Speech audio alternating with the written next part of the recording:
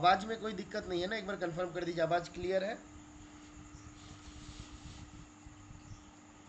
चलिए, तो आज का हमारा जो टॉपिक रहेगा, जैसे कि आप लोग देख रहे हो, आज का हमारा टॉपिक रहेगा general provident fund central service rules 1960। इसी के ऊपर आज हम लोगों का डिस्कशन रहेगा और देखते हैं कहाँ तक हम लोग कंप्लीट कर पाते हैं। हो सकता है थोड़ा सा छुटा हुआ रहेगा, जो हम लोग कल सुबह के क्लास में या कल शाम के क्लास में हम लोग उसको कंप्लीट कर लेंगे। साथ में कोई दूसरा टॉपिक भी कर लेंगे। ठीक है, चलिए तो स्टार्ट करते हैं हम लोग। अब यहाँ पे अगर हम लोग जब general provident fund central service rules 1960 देखते हैं, तो जैसे दूसरे रूल पे भी हम लोग देखे हैं, रूल 1 जो है वो हमको क्या बताता है, तो ज़्यादातर केस की तरह यहाँ पे भी हमारा शॉर्ट टाइटल और कमेंसमेंट यहाँ पे बताया गया। तो ये रूल नाम तो आपने सुना ही होगा, इसमें कोई दिक्कत है नहीं। ये लागू कब से हुआ, date from which this rule has came into force, तो ये डेट आपका इंपॉर्टेंट है, याद रखना पड़ेगा। 1 अप्रैल 1960 से, 1 अप्रैल 1960 से ये रूल जो है हमारा लागू हुआ था। आगे हम लोग देखते हैं, कुछ डेफिनेशन यहाँ पे दिया गया। तो आप अगर यहाँ पे देखिएगा, टोटल 6 डेफिनेशन आपको मिलेगा, जिसके भीतर account officer, emolument, family, fund, leave और ईयर, ये 6 डेफिनेशन हमको यहाँ पे देखने को मिलेगा। तो अकाउंट ऑफिसर किसको हम बोलते हैं, तो बोला जा रहा है officer, officer who maintains the provident fund account of the subscriber. आम भाषा में अगर हम बात करें, तो जो ऑफिसर हमारा प्रोविडेंट फंड का जो अकाउंट है उसके मेंटेनेंस के लिए रिस्पॉन्सिबल है, उन्हीं को हम लोग आपका अकाउंट ऑफिसर बोलते हैं। तो account officer means any officer, है ना। Account officer means the officer to whom the duty to maintain the provident fund account of the subscriber has been assigned by the government.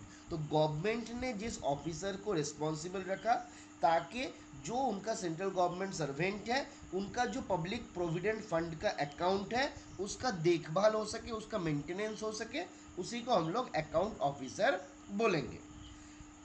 आपका 2 number definition दिया गया है emoluments. तो यहाँ पे भी आप देख सकते हैं, यहाँ पे भी आप देखिएगा तो अल्फ़ाबेटिकल ऑर्डर में ही आपका डेफिनेशन गया है ना। यहाँ पे भी देखिए, पहले हम लोग क्या देखे, पहले डेफिनेशन में था अकाउंट्स ऑफिसर, है ना, अकाउंट्स ऑफिसर। फिर हम लोग क्या देख रहे हैं, इमोलूमेंट, है ना। फिर हम लोग क्या देखेंगे, फिर हम देखेंगे फैमिली, फिर हम देखेंगे फंड, फिर हम देखेंगे लिव, फिर हम देखेंगे ईयर। तो ये टोटल 6 डेफिनेशन हमारे पास है। तो आपका अकाउंट ऑफिसर ये ए में कहलाएगा, बी में आपका एमोलूमेंट, सी में आपका फैमिली, डी में आपका फंड, ई में आपका लीव, आपका एफ में आपका ईयर। इस प्रकार से हमारा आता है, सारा डेफिनेशन अल्फाबेटिकल ऑर्डर में ही है। एमोलूमेंट्स के भीतर क्या क्या आता है, तो बोला कि एमोलूमेंट्स के भीतर हम लोग लेंगे बेसिक पे लेंगे, लीव सैलरी लेंगे, सब्सिस्टेंस ग्रांट लेंगे, है ना। तो ये 3 चीज जो है हम लोग एमोलूमेंट ट्रीट करते हैं, किसको किसको, आइदर इधर जो बेसिक पे है उसको हम बोलेंगे एमोलूमेंट्स, या फिर जो लीव सैलरी कोई गवर्नमेंट सर्वेंट ड्रॉ कर रहा है एट एनी टाइम बीइंग, तो उनको हम बोलेंगे एमोलूमेंट। या फिर जो सब्सिस्टेंस ग्रांट मिलता है, उस सब्सिस्टेंस ग्रांट को हम लोग बोलेंगे एमोलूमेंट। ठीक है, तो ये 3 चीज जो है हमको याद रखना पड़ेगा, ये तीनों के भीतर ही एमोलूमेंट होता है। तो आपको एग्जाम पे सवाल पूछा जा सकता है, विच ऑफ द फॉलोइंग, है ना, comes under the definition of emolument. Option A में कर दिया आपका बेसिक पे, फिर दे दिया लीव सैलरी, फिर दे दिया सब्सिस्टेंस ग्रांट, है ना, और ऑल ऑफ दिस कर दिया, या फिर और थोड़ा मुश्किल करना पड़ेगा तो इसके साथ कुछ और जोड़ दिया। ठीक है, आगे आते हैं हम लोग फैमिली।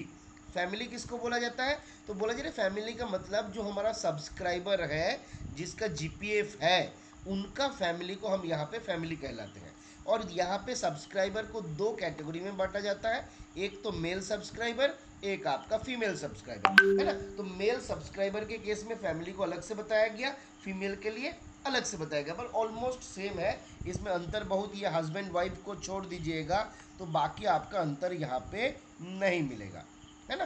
देखिए क्या बोला जा रहा है, मेल सब्सक्राइबर के भीतर कौन कौन हो सकता है, तो वाइफ हो सकती है, वाइब्स हो सकती है, किसी का अगर एक से ज़्यादा वाइफ है जो लीगली मैरिड है ना, तो उसको भी हम लोग सब्सक्राइबर कहलाएंगे।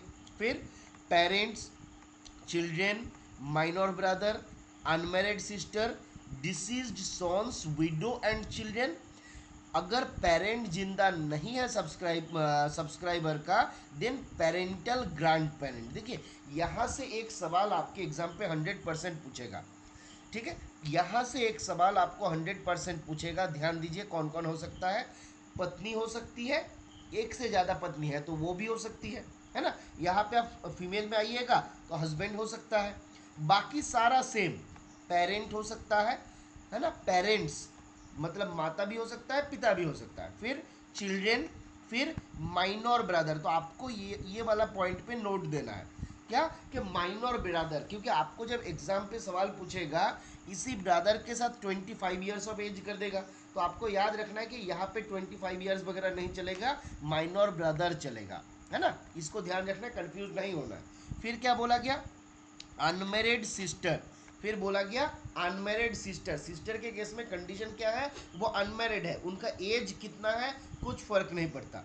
फिर क्या बोला गया, डिसीज सॉन्स, विडो एंड चिल्ड्रेन। देखिए किसी का बच्चा था और उस बच्चे का डेथ हो गया, है ना। मान लीजिए गवर्नमेंट, यहाँ पे आपको समझना है, यहाँ पे हमारा गवर्नमेंट सब्सक्राइबर है, गवर्नमेंट सब्सक्राइबर का बच्चा था जाने के सन था। अब ये सन का डेथ हो गया और इस सन का जो पत्नी थी, जो अभी विडो है ना, तो ये जो विडो है इनको हम फैमिली मेंबर्स मानेंगे। और साथ ही साथ क्या बोला गया, इस डिसीज सन का जो विडो है उनका जो चिल्ड्रेन है, उनका जो चिल्ड्रेन है ये भी हमारा सब्सक्राइबर कहलाएगा, मतलब फीमेल फैमिली मेंबर्स कहलाएगा। क्लियर है। जो डिसीज्ड सॉन था, उनका जो विडो था वो आपका सब्सक्राइबर का फैमिली मेंबर्स कहलाएगा, और साथ में जो उनका चिल्ड्रेन है उनको भी हम लोग फैमिली मेंबर्स कहलाएंगे। क्लियर है। आगे बढ़ते हैं। अब बोला जा रहा है if parents of the subscriber are not alive, तो ये हमारा गवर्नमेंट सर्वेंट है, इनका जो पेरेंट था माता और पिता, है ना, अगर दोनों, देखिए यहाँ पे अगर दोनों जो है, माता का भी डेथ हो गया, पिता का भी डेथ हो गया, तो बोला जा रहा है यहाँ पे पेरेंटल ग्रैंड पेरेंट, इसको ध्यान देना है। माँ का पिताजी को नहीं, माँ के माँ को नहीं, यहाँ पे जो पेरेंटल ग्रैंड पेरेंट है, मतलब गवर्नमेंट सर्वेंट का जो मम्मी या पापा, जो पापा था, जो पापा था उनका जो आपका ग्रैंड पेरेंट, मतलब उनका जो पापा होंगे या मम्मी होंगे, उनको हम यहाँ पे फैमिली मेंबर्स कहलाएंगे। ठीक है, तो यहाँ से आपका एक सवाल मुझे लगता है पूछा जा सकता है, अगर आएगा मुझे लगता है आप लोग इसका जवाब दे दीजिएगा। आगे बढ़ते हैं। तो फैमिली हमारा हो गया। अब फैमिली के बाद आता है फंड, है ना। फैमिली को कहाँ से पैसा मिलेगा, फंड से पैसा मिलेगा। फंड का मतलब जनरल प्रोविडेंट फंड, तो फंड का मतलब हो गया जनरल प्रोविडेंट फंड का जो हमारा फंड रहेगा उसी को हम यहाँ पे फंड बोल रहे हैं। लीव का मतलब क्या है, तो बोला कि any variety of leave recognized by the fundamental rules. तो आपको यहाँ से एक सवाल पूछ सकता है कि जीपीएफ में जो लीव का जिक्र किया गया, उस लीव का मतलब कौन सा लीव जो होगा वो रिकॉग्नाइज बाय विच रूल। तो आपको याद रखना है लीव जो है it should be a regular recognized leave, है ना, ये आपका रिकॉग्नाइज्ड लीव होगा। और रिकॉग्नाइज्ड लीव जो है that leave is recognised by which rule, it is recognised by fundamental rule, है ना। तो आपको याद रखना पड़ेगा यहाँ पे लीव जो है it is recognised by which rule, fundamental rule. हो सकता है आपको यहाँ पे सप्लीमेंट्री रूल कर दिया, साथ में कुछ एक दो और आपका लगा दिया, तो ये हमको ध्यान रखना है। आगे आता है ईयर। ईयर का मतलब जहाँ पे भी हम लोग यहाँ पे ईयर का उल्लेख करेंगे जीपीएफ में, इसको याद रखना है, ईयर का मतलब फिनेंशियल ईयर। यहाँ से आपका दोबारा सवाल हो सकता है कि in the definition year of under GPF rule, year means option A calendar year, option B financial year, है ना, इस प्रकार से आपसे पूछा जा सकता है। तो हमको याद रखना है ईयर का मतलब हो गया फिनेंशियल ईयर। ठीक है, यहाँ तक क्लियर है, इसमें कोई डाउट का कुछ है नहीं।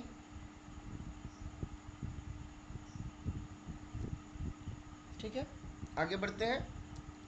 चलिए अब आते हैं हम लोग कंस्टिट्यूशन ऑफ फंड के बारे में। एक मिनट प्लीज वेट करिए।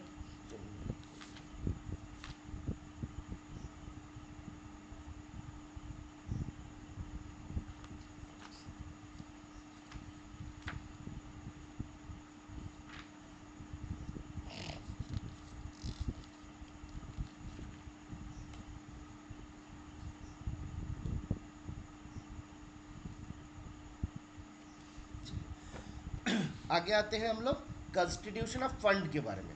अब क्या बोला जा रहा है, बोला जा रहा है यहाँ पे हमको एक बात ध्यान रखना है कि जीपीएफ का जो पैसा है ये मेंटेन होता है कैसे, रुपीज़ में मेंटेन होता है।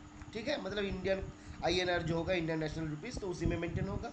बोला जा रहा था सम पेड इनटू ए गवर्नमेंट अकाउंट, नेमली आपका गवर्नमेंट जनरल प्रोविडेंट फंड, है ना। तो बोला जा रहा है कि जो पैसा गवर्नमेंट सर्वेंट जमा करेगा वो जिस खाते में जाएगा, जिस गवर्नमेंट अकाउंट में जाएगा, उसका नाम क्या है, उसका नाम है जनरल प्रोविडेंट फंड। उसका नाम है जनरल प्रोविडेंट फंड। ठीक है, तो आईएनआर में होगा और जिस फंड में जाएगा उसका नाम है जनरल प्रोविडेंट फंड। अब आते हैं हम लोग रूल 4। रूल 4 में क्या बोला गया, रूल 4 बता रहा है कंडीशंस ऑफ एलिजिबिलिटी। रूल 4 हमको बताता है कंडीशन ऑफ एलिजिबिलिटी। बोला जाए all temporary government servants after a continuous service of 1 year, all re-employed pensioners, all permanent government servants shall subscribe to the fund subject to certain condition। तो क्या क्या बोला गया यहाँ पे कि कोई भी टेम्पोररी गवर्नमेंट सर्वेंट, सारा टेम्पोररी गवर्नमेंट सर्वेंट जो होगा after a continuous service of 1 year, जब वो 1 साल का कंटिन्यूअस सर्विस दे देगा, या फिर कोई भी री employed pensioner other than those eligible for contributory provident fund. तो जो आपका कंट्रीब्यूटरी प्रोविडेंट फंड के लिए एलिजिबल है वो आपका इसके लिए एलिजिबल नहीं होगा, जीपीएफ के लिए एलिजिबल नहीं होगा, है ना। उसको छोड़ के बाकी जो रीएम्प्लॉयड पेंशनर रहेगा वो भी एलिजिबल होंगे। साथ ही साथ बोला गया सारा परमानेंट गवर्नमेंट सर्वेंट जो है वो भी आपका जीपीएफ के लिए एलिजिबल है, but this eligibility is subject to certain condition. उस कंडीशन में क्या क्या आएगा, तो नंबर 1 है जो गवर्नमेंट सर्वेंट है उनका date of appointment is on और आफ्टर 1 जनवरी 2004। तो बेसिकली 1 जनवरी 2004 एनपीएस जब लागू हुआ उसके बाद से जो लोग आया है उसके ऊपर ये रूल आपका लागू नहीं होगा।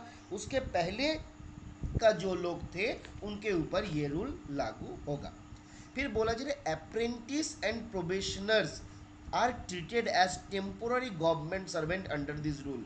तो ये भी एग्जाम पे सवाल पूछा जा सकता है कि अप्रेंटिस और प्रोबेशनर को हम लोग कैसे ट्रीट करते हैं, तो हम उसको as temporary government servant treat करते हैं। लागू किसके ऊपर नहीं होगा, गवर्नमेंट सर्वेंट जिसका अपॉइंटमेंट हुआ है 1 जनवरी 2004 के बाद, या फिर उस 4 में, और या फिर उसके बाद हुआ है जिसका अपॉइंटमेंट, उनके ऊपर ये रूल लागू नहीं होगा।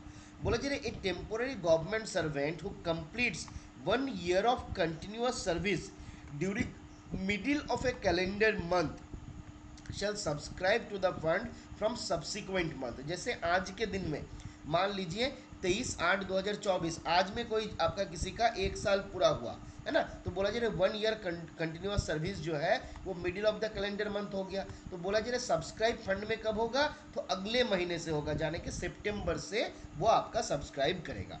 ठीक है, तो ये बहुत इंपॉर्टेंट सवाल है, ये सवाल एग्जाम पे पूछा जा सकता है। ठीक है, कि अगर किसी भी व्यक्ति का 1 साल, किसी टेम्पोररी गवर्नमेंट सर्वेंट का 1 साल अगर in middle of a calendar month complete होता है तो वहाँ पे सब्सिक्वेंट मंथ जो रहेगा वहाँ से आपका क्या होगा, उसका सब्सक्रिप्शन जो है लागू होगा।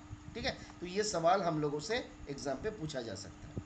आगे क्या बताया गया, बोला जी कंडीशंस ऑफ एलिजिबिलिटी। एलिजिबिलिटी का कंडीशन में और एक इंपॉर्टेंट बात यहाँ पे आपका बताया गया, बोला जी टेम्पोररी गवर्नमेंट सर्वेंट जिसके भीतर अप्रेंटिस और प्रोबेशनर्स दोनों शामिल है, who have been appointed against regular vacancy, who have been appointed under regular vacancy, जिसका अपॉइंटमेंट कहाँ पे हुआ है, रेगुलर वैकेंसी में हुआ है, and are likely to continue for more than year may subscribe to the GPF any time before the completion of 1 year of service। तो कोई भी टेम्पोररी गवर्नमेंट सर्वेंट जिसके भीतर अप्रेंटिस और प्रोबेशनर आता है, जिसका अपॉइंटमेंट हुआ है किसी रेगुलर वैकेंसी के अगेंस्ट में, तो बोला गया वो क्या कर सकता है, वो अब जो रेगुलर वैकेंसी में हुआ है ये भी आपका ध्यान रखना है कि वो रेगुलर वैकेंसी जो है it should last for more than year, 1 साल से ज़्यादा वो लास्ट करेगा। तो बोला जा रहा है यहाँ पे आपको 1 साल के लिए इंतजार नहीं करना है।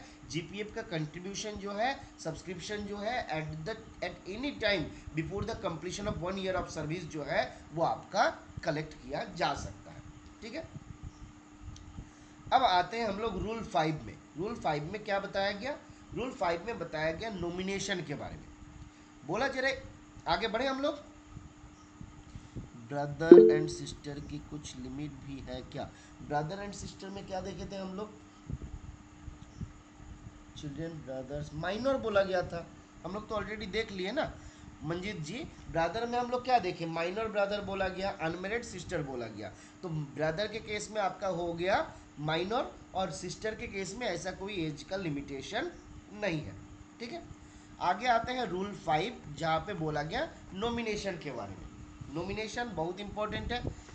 क्या बोला गया? A subscriber shall at the time of joining the fund sent to the account officer in nomination conferring on or more person the right to receive the amount that may stand at his credit in the fund in the event of his death through the head of the office। तो क्या फंडा हुआ?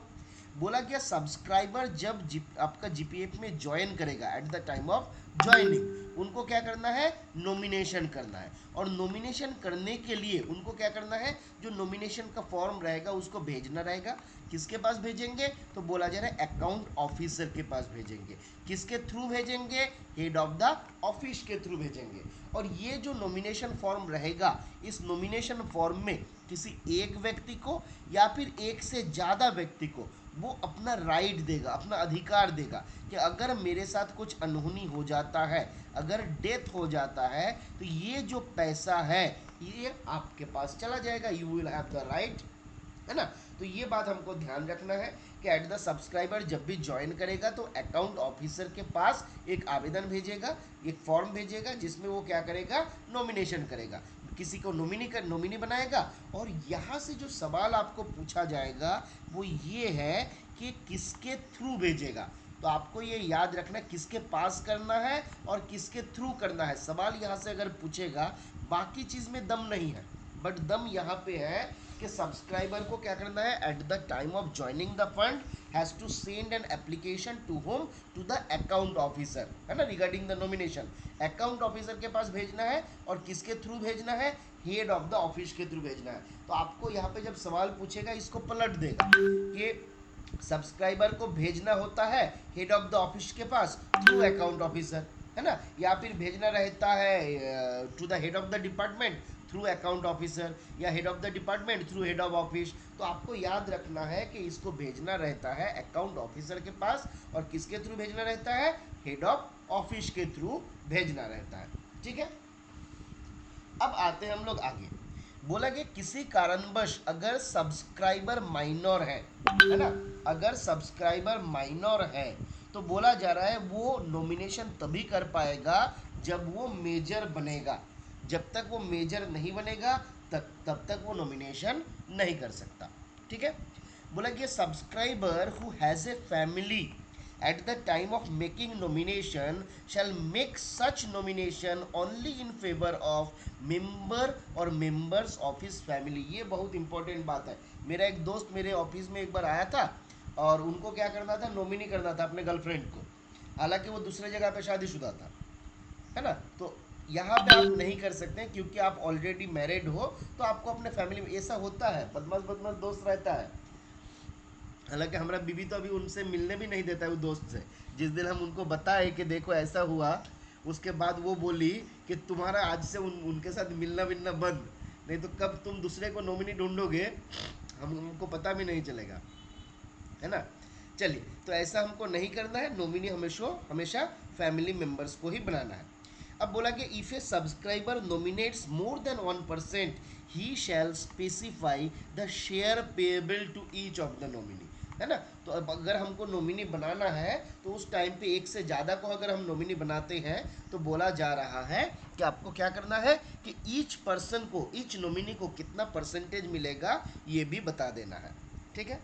आगे और कुछ बातें, ये सारा है ना छोटी छोटी मगर मोटी बातें, शक्तिमान के जैसा। कभी कभी कभी यहाँ से कभी भी सवाल पूछा जा सकता है। बोला जी subscriber may at any time cancel a nomination. Subscriber कभी भी क्या कर सकता है, नॉमिनेशन को कैंसिल कर सकता है। और उसके लिए क्या करना होगा, उसके लिए उनको एक नोटिस भेजना होगा, किसके पास, to the account officer, and exercise a fresh nomination. तो सब्सक्राइबर किसी को नॉमिनी बनाया, बाद में उनको लगा कि नहीं इसको नॉमिनी बनाने से फ़ायदा है नहीं, पहले मैं मेरे छोटे बेटा को बनाया, फिर हम सोचेंगे नहीं ये छोटा बेटा छोटा बहू तो हमारा देखभाल करता नहीं है, तो क्या करते हैं हम इनको छोड़ते हैं, अभी बड़ा बेटा बड़ा बहू को बनाते हैं, है ना। तो कभी भी हम क्या कर सकते हैं, नॉमिनेशन को कैंसिल कर सकते हैं और फ्रेश नॉमिनेशन एक्सरसाइज कर सकते हैं। और उसके लिए हमको क्या करना है, नोटिस भेजना रहेगा अकाउंट ऑफिसर के पास। फिर बोला कि every nomination made and every notice of cancellation given by a subscriber. देखिए एवरी नॉमिनेशन मेड, जितना भी नॉमिनेशन हमने किया या फिर जो भी नोटिस हमने भेजा, बोला जा रहा है सब्सक्राइबर जो दे रहा है to the extent is valid take the effect, कहाँ से, बोला जा रहा है on which it is received by the account officer. तो हमने क्या किया, आज 23 तारीख को आवेदन किया कि नहीं मेरा ये नॉमिनेशन जो है नहीं चलेगा, है ना। और आवेदन पहुंचा कब, बोला कि आवेदन पहुंचा है 25 तारीख को अकाउंट ऑफिसर के पास। तो डेट ऑफ इफेक्ट क्या हो जाएगा बताइए।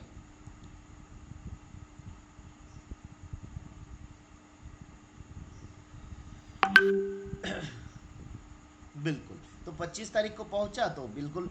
चलिए ये सवाल हमको पता था कि आप लोगों के मन में आने वाला है, सेंट्रल गवर्नमेंट एम्प्लॉय है सब्सक्राइबर। तो आप देखिएगा हम लोग जब उसमें भी पढ़े थे ना, कभी कभी हम लोग उसको क्या बोलते हैं, कुछ और एक सर्विस उसका नाम दिया जाता है जिसको क्वासी परमानेंसी सर्विस में भी हम लोग काउंट करते हैं, बॉयज सर्विस। आप लोग नाम सुने हैं बॉयज सर्विस। हम लोग कौन सा रूल में पढ़े हुए थे एग्जैक्ट हमको याद नहीं आ रहा है। हाँ बिल्कुल, बॉयज सर्विस भी कुछ कुछ जगह है जहाँ पे आपका लिया जाता है ना। तो मान लीजिए बॉयज सर्विस अगर है और उनको जीपीएफ करने का परमिशन टेम्पोररी सर्विस रूल में देखे हुए थे, हाँ बिल्कुल टेम्पोररी सर्विस रूल में ही जितना हमको लग रहा है देखे हुए थे। क्वासी परमानेंसी के लिए उसको भी आपका काउंट किया जाता है ना। तो मान लीजिए कोई बॉयज सर्विस में ज्वाइन किया था, 17 साल के एज में ही ज्वाइन कर गया था, उसको जीपीएफ का फैसिलिटी दिया गया था, है ना। तो वो आपका आ सकता है। बेसिकली आज के दिन में प्रैक्टिकल तो है नहीं, बट आप उसको इस तरीके से याद रख सकते हो, ठीक है। चलिए आगे बढ़ते हैं हम लोग। आगे क्या बोला गया, बोला कि nomination made while in service can be changed even after retirement so long as the amount remains unpaid, है ना। तो बोला गया नॉमिनेशन हमने किया था कब, जब हम सर्विस में थे। अब क्या हुआ, मेरा रिटायरमेंट हो गया, अभी भी अगर हम चाहते हैं तो मेरा नॉमिनेशन को मैं चेंज कर सकता हूँ until the amount is repaid, है ना। जब तक हमको पैसा नहीं दे दिया गया, अमाउंट जो है अनपेड है, तब तक हम क्या कर सकते हैं, तब तक हम नॉमिनेशन को चेंज कर सकते हैं।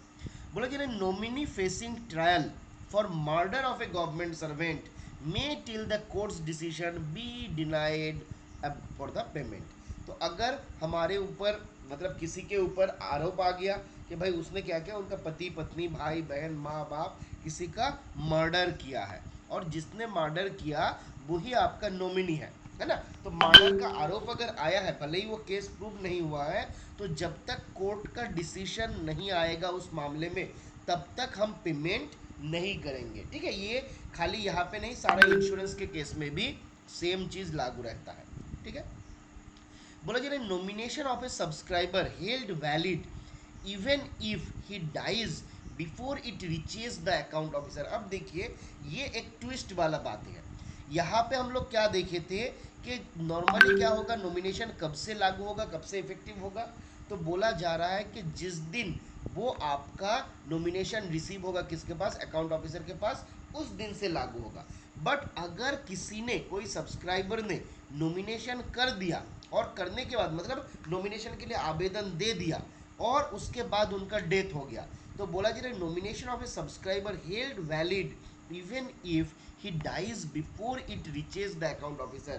अकाउंट ऑफिसर के पास पहुंचने से पहले भी अगर नॉमिनी का डेथ हो गया, सॉरी सब्सक्राइबर का डेथ हो गया, बट सब्सक्राइबर ने किसी दूसरे व्यक्ति को नॉमिनेशन किया था, तो यहाँ पे ये जो नॉमिनेशन रहेगा ये आपका वैलिड रहेगा. Nomination of a subscriber held valid even if he dies before it reaches to the account officer. इसको आखिरी विल आप मान सकते हो कि भाई उनका जो आखिरी इच्छा था कि इसको नॉमिनी करेगा और करने से पहले ही उनका डेथ हो गया, तो फिर भी ये जो है आपका वैलिड रहेगा. ठीक है, आगे बढ़ते हैं हम लोग. आगे आता है रूल 6. यहाँ तक क्लियर है? आगे बढ़े.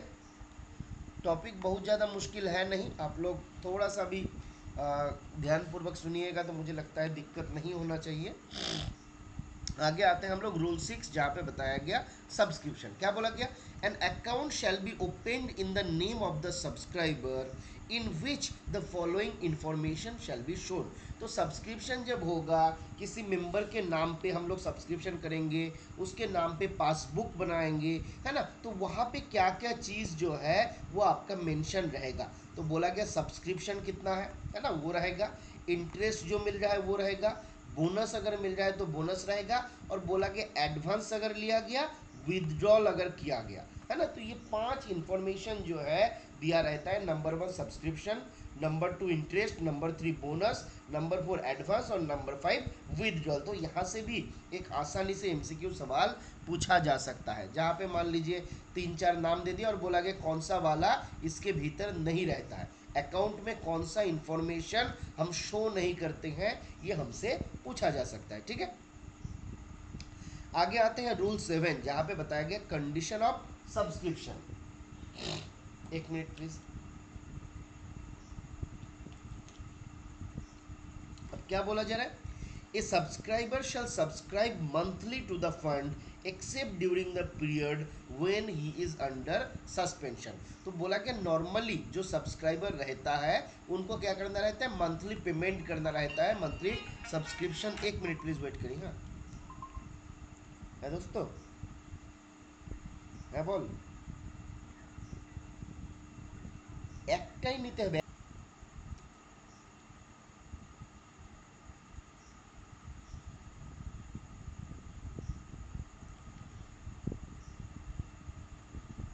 चलिए, आवाज सुनाई दे रहा है ना अभी? आगे बढ़े, एक बार कंफर्म करिए. हाँ चलिए, तो आगे आते हैं हम लोग. आगे कंडीशन ऑफ सब्सक्रिप्शन में हम लोग देखे थे, क्या बताया गया?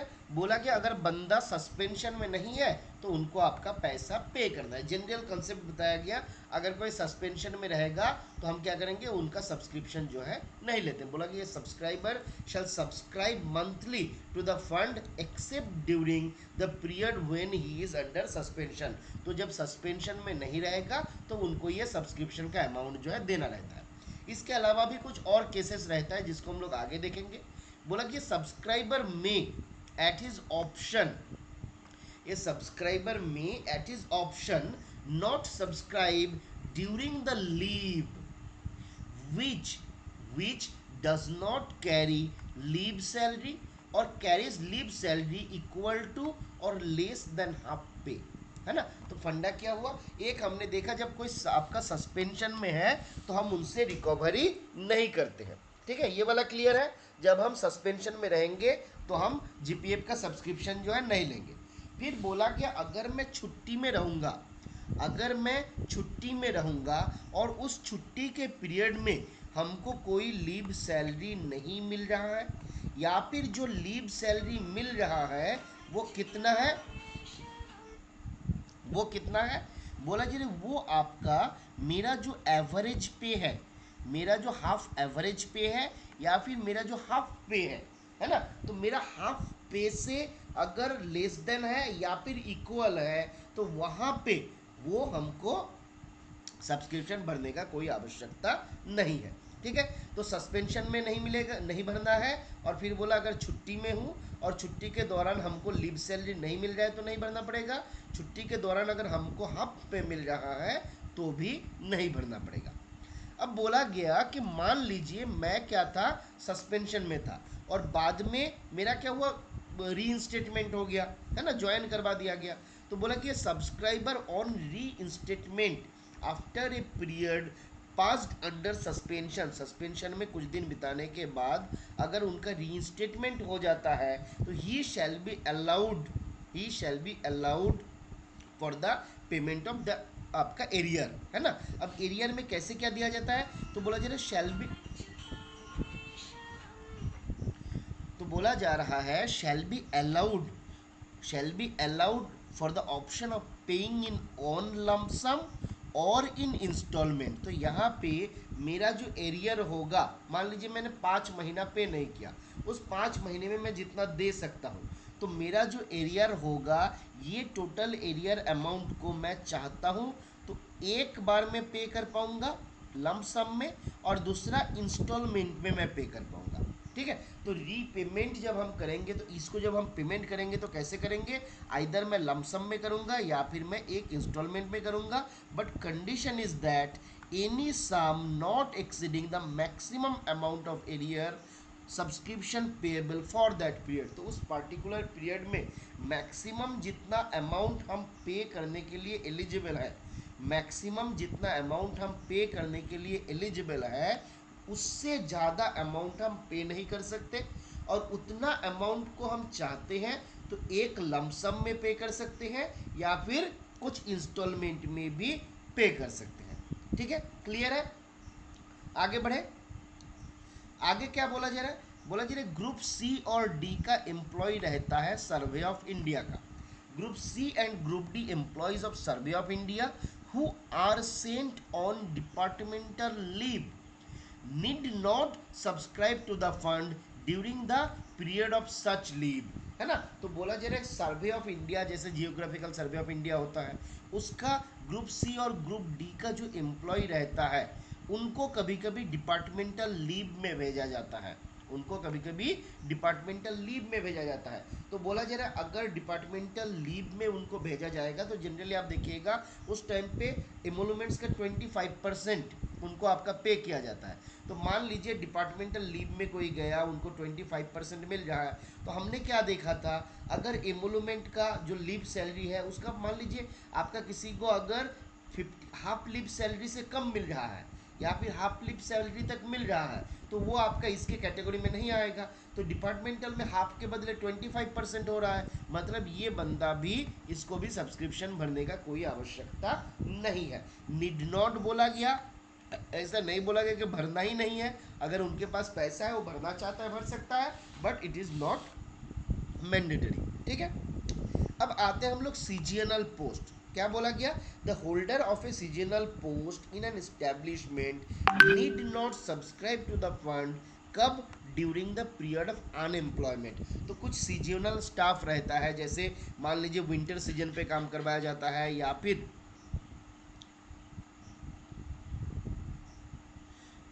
कंपलसरी नहीं है, कंपलसरी नहीं है सीताराम जी। यहाँ पे देखिए क्या बोला गया, a subscriber on reinstatement after a period passed under the suspension shall be allowed the option, है ना। तो ये आपका मैंडेटरी नहीं है, इनको ऑप्शन रखा गया है, अगर वो चाहता है तो वो क्या कर सकता है, इसको पे कर सकता है ना। और अगर पे करेगा तो ये दोनों ऑप्शन के भीतर कोई एक चूज कर सकता है कि आइदर हमको लमसम में पे करना है या फिर हमको इंस्टॉलमेंट में पे करना है। ठीक है, चलिए आगे आते हैं हम लोग। बोला कि सीजनल पोस्ट का जो होल्डर रहता है, सीजनल पोस्ट का जो होल्डर रहता है, एब्सेंस जिस टाइम पे उनका अनएम्प्लॉयड पीरियड रहेगा उस ड्यूरेशन में उनको सब्सक्रिप्शन भरने का कोई आवश्यकता नहीं है। ठीक है, the holder of a seasonal post in an establishment need not subscribe to the fund during the period of unemployment.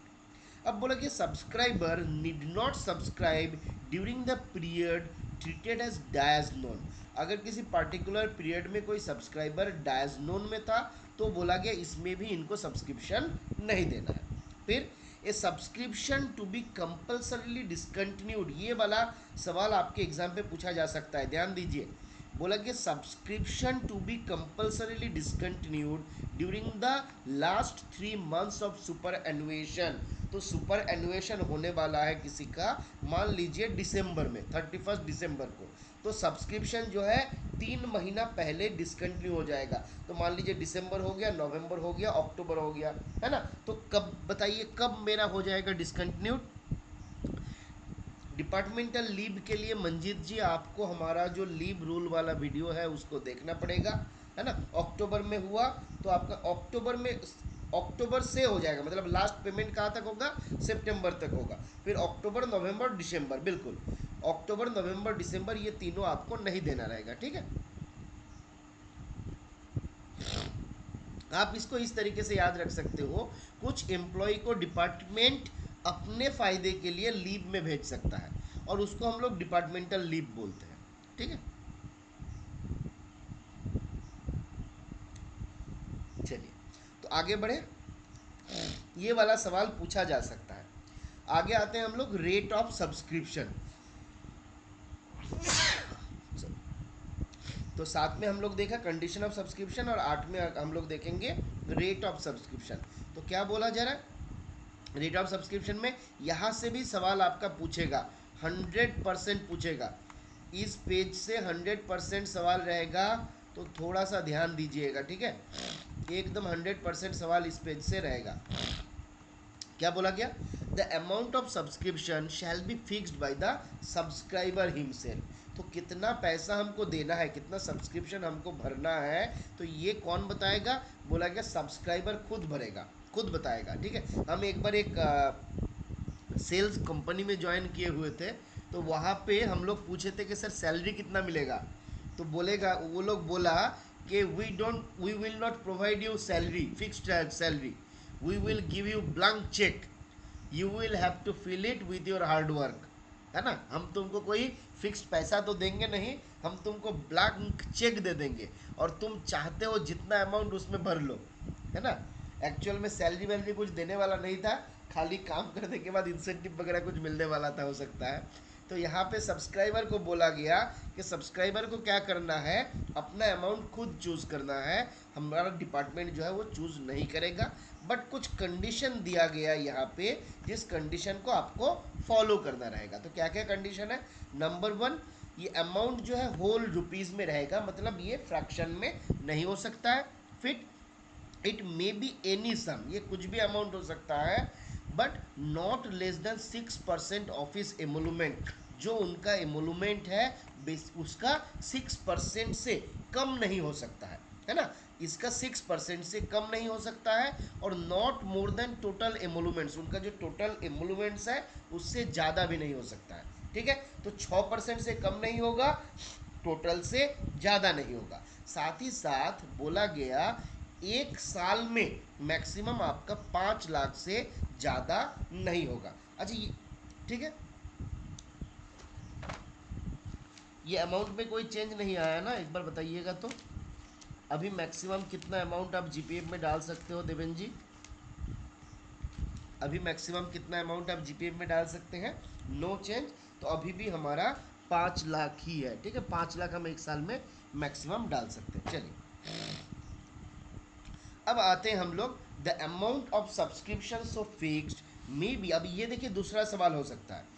बोला कि यहाँ पे हमने सब्सक्रिप्शन का जो अमाउंट फिक्स किया था, हम क्या कर सकते हैं, साल में एक बार इसको घटा सकते हैं और साल में 2 बार इसको बढ़ा सकते हैं, है ना। तो ये डिपेंड करता है जो गवर्नमेंट सर्वेंट है उनके ऊपर, वो अपने हिसाब से इसको घटा भी सकता है और इसको बढ़ा भी सकता है। तो घटा कितना टाइम सकता है, तो बोला गया एक साल में आपका एक बार, बढ़ा कितना सकता है, तो बोला कि साल में 2 बार इसको बढ़ा सकता है।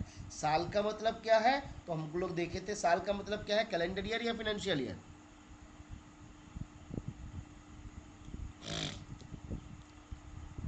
बिल्कुल। 1 मिनट प्लीज वेट करिए।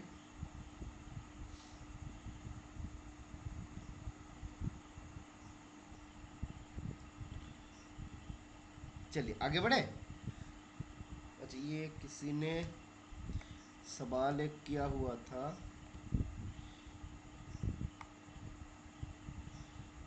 ये इसका सवाल था, अच्छा जायसवाल जी, बेसिक का बेसिक का 6% है या बेसिक, देखिए यहाँ पे आपका जीपीएफ के केस में एमोलूमेंट्स में केवल बेसिक पे को ही लिया जाता है ना। हम लोग जब हम लोग देखे हुए थे एमोलूमेंट्स का डेफिनेशन, तो एमोलूमेंट्स के डेफिनेशन में हम लोग क्या क्या देखे थे, एमोलूमेंट्स के डेफिनेशन में हम लोग देखे थे बेसिक पे, हम लोग देखे थे लीव सैलरी, है ना, सब्सिस्टेंस ग्रांट। तो जो बेसिक पे है वो है, यहाँ पे डीए को हम इसके भीतर नहीं लेंगे, ठीक है। तो इसको हमको याद रखना है, यहाँ पे केवल बेसिक पे ही होगा, यहाँ पे आपका डीए इसके भीतर नहीं आएगा, ठीक है। चलिए आगे बढ़ते हैं हम लोग। तो एक बार बता दीजिए फटाफट, इनहेंस कितने बार कर सकते हैं आप, इनहेंस कितने बार कर सकते हैं फटाफट से बताइए। इनहेंस हो सकता है 2 बार, वेरी गुड, इनहेंस हो सकता है 2 बार। रिड्यूस कितने बार कर सकते हैं, रिड्यूस कर सकते हैं 1 बार, बिल्कुल रिड्यूस हो सकता है 1 बार। अच्छा बताइए, हमने यहाँ पे जो देखा था, हाँ किसी बंदा का, मान लीजिए अगर मिडिल ऑफ द मंथ अगर किसी का कंप्लीट होता है 1 साल, तो आपका क्या हो जाएगा, आपको कब से उसका नेक्स्ट, बिल्कुल नेक्स्ट मंथ से जो है वो उसका सब्सक्रिप्शन जो है माना जाएगा। चलिए बढ़िया है। लागू कब से हुआ था बता दीजिए फटाफट से, लागू कब से होगा, बिल्कुल लागू कब से होगा, 1/4/1960, बहुत बढ़िया है। चलिए अच्छी बात है। अच्छा बताइए, आगे यहाँ पे हमने कुछ देखा था, सब्सक्राइबर का जो अकाउंट रहता है वहाँ पे कुछ 4-5 इंफॉर्मेशन हम लोग देखे थे जो रहता है, उसके भीतर क्या है, 1460, चलिए 1460, उसके भीतर क्या क्या रहता है, उसके भीतर सब्सक्रिप्शन होता है, और क्या क्या रहता है, इंटरेस्ट होता है, और सब्सक्रिप्शन, इंटरेस्ट, बोनस, एडवांस और विथड्रॉल, एडवांस और विथड्रॉल ये भी रहता है। चलिए बढ़िया है। अच्छा बताइए, कोई एक सब्सक्राइबर ने अपना नॉमिनेशन को चेंज करने के लिए भेजा था, लागू कब से होगा, लागू कब से होगा, डेट ऑफ रिसिप्ट से होगा, वेरी गुड। अच्छा बताइए, किसी ने नॉमिनेशन किया था और करने के बाद पहुंचने से पहले डेथ हो गया, whether this will be valid or not, the fresh nomination will be, बिल्कुल फ्रेश नॉमिनेशन जो है वो भी आपका वैलिड माना जाएगा। अच्छा बताइए, अप्रेंटिस और प्रोबेशनर जो है इसको हमने किस कैटेगरी में ट्रीट किया, यहाँ पे अप्रेंटिस और प्रोबेशनर जो है इसको किस कैटेगरी में ट्रीट किया, टेम्पोररी गवर्नमेंट सर्वेंट के कैटेगरी में ट्रीट किया, वेरी गुड। चलिए अच्छा बताइए, किसी का भाई का, किसी एक गवर्नमेंट सर्वेंट है उसका भाई का एज है 24 साल, whether he will be treated as his family member और नॉट, बिल्कुल हाँ किसने बोला, आकाश जी, उपाध्याय जी, आप शायद नहीं थे, हमको पता नहीं। आप, हम लोग क्या देखे थे, माइनर ब्रदर, है ना, ब्रदर अगर माइनर होगा तभी जाके वो फैमिली मेंबर होगा। आपका 25 साल, 24 साल, 23 साल हो गया मतलब मेजर हो गया, मतलब वो आपका फैमिली मेंबर्स के भीतर नहीं आएगा, है ना। चलिए अच्छा बताइए, यहाँ पे अगर हमको सब्सक्राइबर को जब ज्वाइन करता है तो नॉमिनेशन का फॉर्म भेजना रहता है, ये नॉमिनेशन फॉर्म किसके पास भेजा जाता है और किसके थ्रू, बिल्कुल आप लोगों का अगर कोई सवाल है आप पब्लिक चैट में मैसेज कर सकते हैं रवि जी, हम लोग उसको डिस्कस करेंगे, ठीक है। बिल्कुल अकाउंट ऑफिसर के पास भेजा जाता है, और किसके थ्रू भेजा जाता है, थ्रू हेड ऑफ ऑफिस आपका भेजा जाएगा। चलिए तो आगे बढ़ते हैं, आपका जो सवाल है आप लिखिए, हम लोग उसको डिस्कशन करेंगे, ठीक है। हम बिल्कुल अनुराग जी, हम लोग वही बोले ना कि देखिए अदर रूल्स के, देखिए आप एक बात को ध्यान रखिएगा, डिफिनेशन अलग अलग रूल में अलग अलग होता है, ठीक है। जैसे आप देखिए कंडक्ट रूल आप लोग देखे थे, फैमिली मेंबर्स के भीतर आपका ससुर, आपका सासू माँ, आपका साला, आपका साली, सारा जो है आपका फैमिली मेंबर्स के डेफिनेशन में आ जाएगा। बट कुछ एलटीसी के रूल में आइए, अब एलटीसी के रूल में वो आपका फैमिली मेंबर्स नहीं होगा, है ना। यहाँ पे चलिए बताइए, ये सवाल का जवाब दीजिए, मैक्सिमम नॉमिनेशन कितने लोगों का हो सकता है, मैक्सिमम नॉमिनेशन कितने लोगों का हो सकता है। चलिए जीपीएफ के केस में बताया जा रहा है, आपका सेविंग्स के केस में नहीं।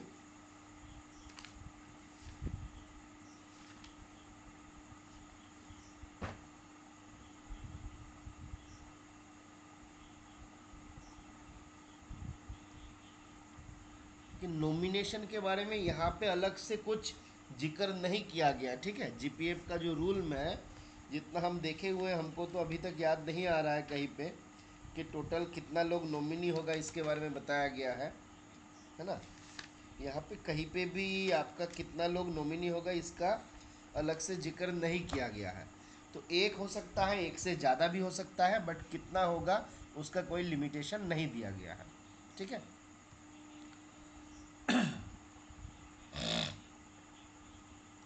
चलिए अब आगे बढ़ते हैं हम लोग। आगे क्या बताया गया, रूल 9 में आते हैं। तो रूल 9 में बताया गया ट्रांसफ़र टू फॉरेन सर्विस और डिपुटेशन आउट ऑफ इंडिया। अगर किसी का फॉरेन सर्विस में ट्रांसफ़र होता है या फिर वो डिपुटेशन में इंडिया के बाहर जाता है तो क्या होगा। तो बोला कि when a subscriber is transferred to a foreign service or sent on deputation out of India, he shall remain subject to the rules of this fund in the same manner as if he were not so transferred or sent on definition deputation। किसी particular व्यक्ति अगर उनको transfer नहीं किया जाता तो उसका जो हालत रहता, अगर वो डिपुटेशन में नहीं जाता तो जो कंडीशन रहता, सेम कंडीशन अगर वो डिपुटेशन में जाता है और फॉरेन सर्विस में जाता है तो सेम कंडीशन रहेगा। मतलब फंडा क्या हुआ, आप फॉरेन सर्विस में जाओ, आप डिपुटेशन में जाओ, कुछ फर्क नहीं पड़ता है, rule will remain the same, है ना। जो पहले भी आपके ऊपर लागू था, जो पहले भी आप वहाँ नहीं जाते तो भी आपके ऊपर जो लागू होता, अब जाओगे तो भी आपके ऊपर सेम रूल लागू होगा, इसमें कोई आपका अंतर नहीं आएगा। अब आते हैं रूल 10 में, जहाँ पे बोला गया रियलाइजेशन ऑफ सब्सक्रिप्शन। बोला जा रहा है when a subscriber is drawn his emoluments one the last working day of month, the subscription is accounted for on the first of the following month. तो जब भी कोई सब्सक्राइबर जो है, जब भी कोई सब्सक्राइबर एमोलूमेंट को ड्रॉ करता है किसी महीने के लास्ट दिन में जाके, तो बोला जा रहा है अगला महीने का जो 1 तारीख होगा उसी दिन से हमारा क्या होता है, सब्सक्रिप्शन जीपीएफ के भीतर अकाउंटेड फॉर हो जाता है ना। तो लास्ट वर्किंग डे में सैलरी मिला, अगले महीने में हमारा अकाउंट फॉर हो गया। अब बोला कि किसी कारणवश अगर डिपार्टमेंट का किसी नेग्लिजेंस के कारण या फिर due to some other reason, जहाँ पे the reason is attributable to the department, है ना। तो बोला कि if the salary of any month was not drawn due to negligence of the department, the subscription is due to be accounted for from the first day of the following month from the month which the salary was due, and interest is also paid from first day of the month। तो बोला कि अगर हमारा department का किसी कारण से, किसी रीजन, किसी भी कारण से अगर डिपार्टमेंट उस दिन आपका ड्रॉ नहीं कर पाया, तो बोला कि if the salary of any month was not drawn due to negligence of the department, the subscription is due to account for on the first of the following month. अगर किसी कारणवश लास्ट डे में नहीं भी हुआ और वो मेरे गलती नहीं, मतलब डिपार्टमेंट का गलती से हुआ है, तो बोला जा रहा है कि वो आपका माना जाएगा कि 1 तारीख को वो अमाउंट जो है अकाउंट फॉर हो चुका है और अकॉर्डिंगली हमको जो इंटरेस्ट मिलेगा वो पूरा महीने का ही मिलेगा, 1 तारीख से ही मिलेगा, ठीक है। अब आते हैं इंटरेस्ट कितना मिलता है। तो ये भी बहुत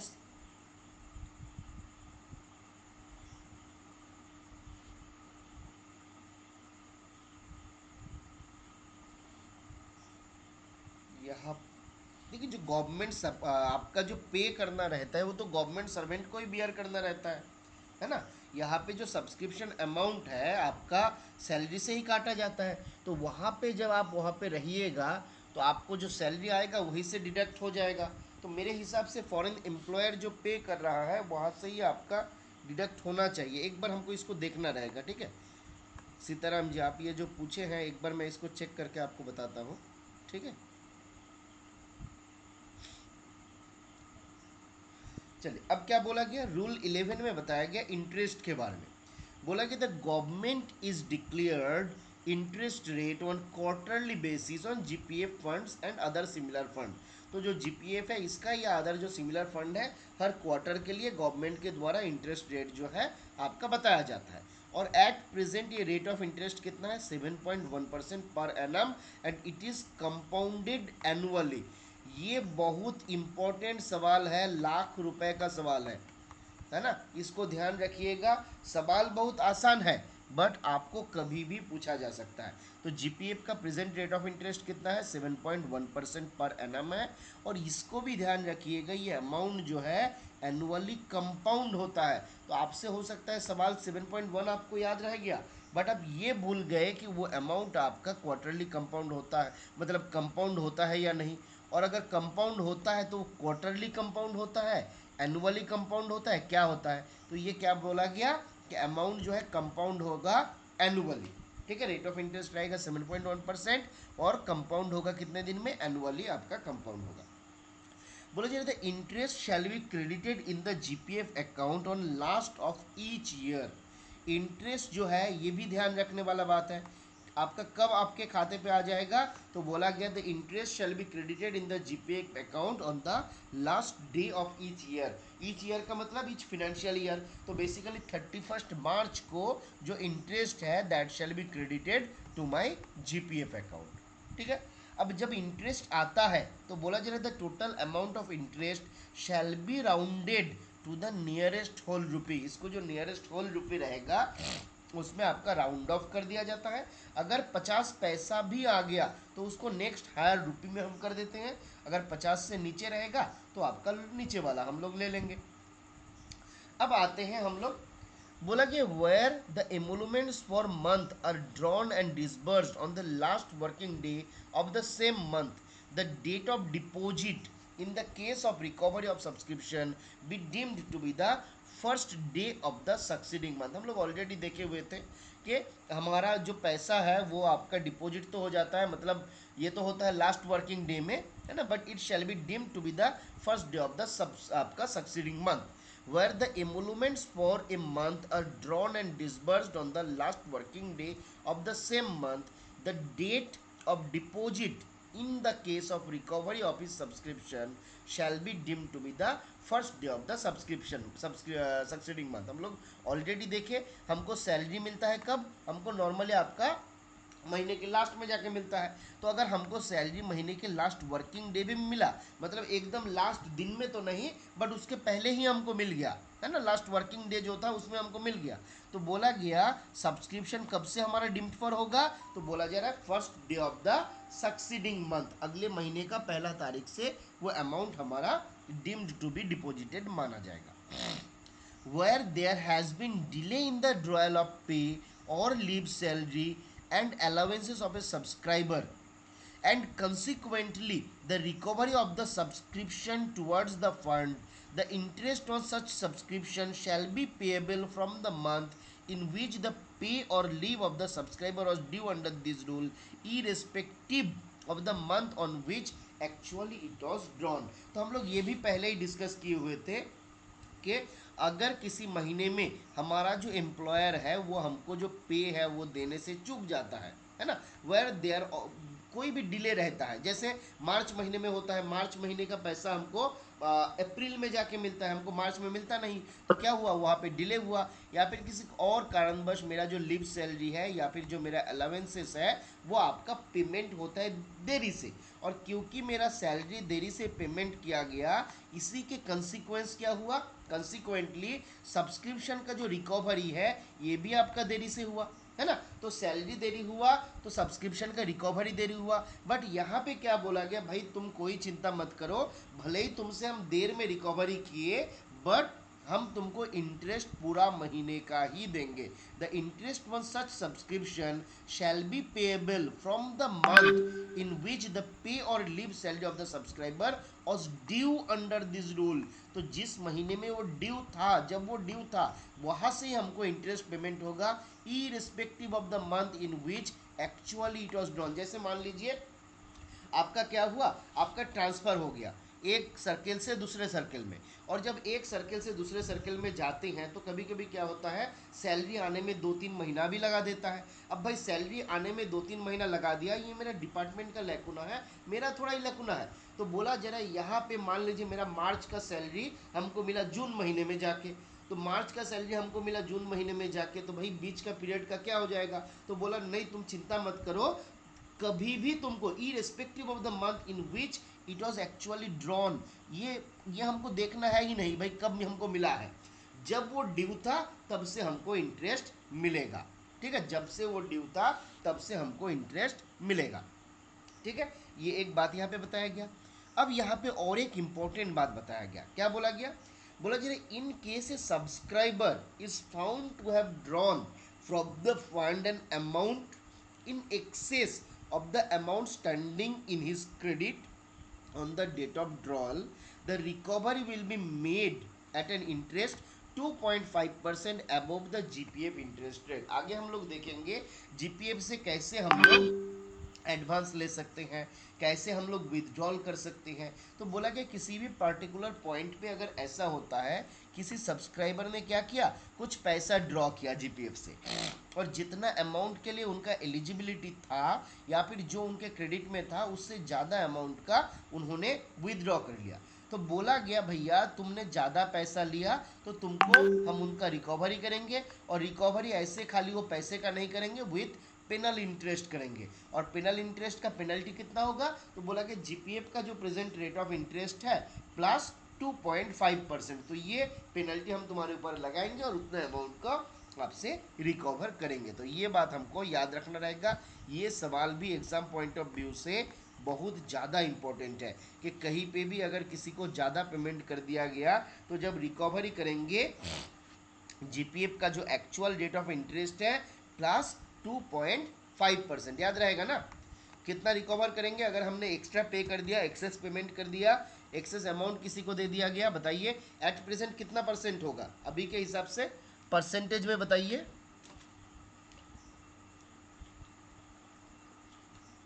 बिल्कुल 7.1 प्लस 2.5 मतलब 9.6% अभी के हिसाब से अगर हम लोग देखेंगे। अच्छा, जीपीएफ का इंटरेस्ट कंपाउंड कितने दिन में होता है बताइए? एनुअली कंपाउंड होता है या क्वार्टरली कंपाउंड होता है?